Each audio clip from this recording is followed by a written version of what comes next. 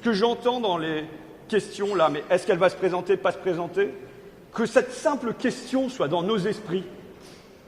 Comment peut-on imaginer une candidate à l'élection présidentielle qui fait campagne avec un bracelet électronique? C'est un marqueur du degré de corruption de la nation.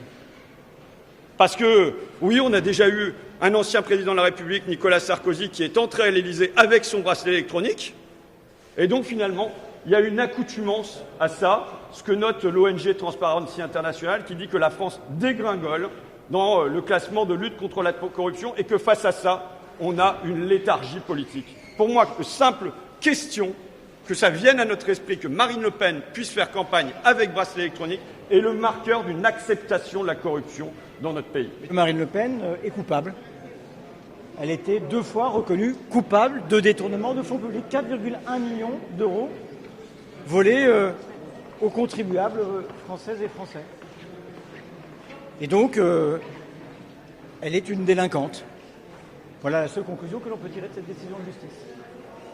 La justice a fait son travail, et c'est tout ce que j'en retiens. Marine Le Pen, présidente du groupe Rassemblement National à l'Assemblée nationale, est reconnue par la justice comme une voleuse.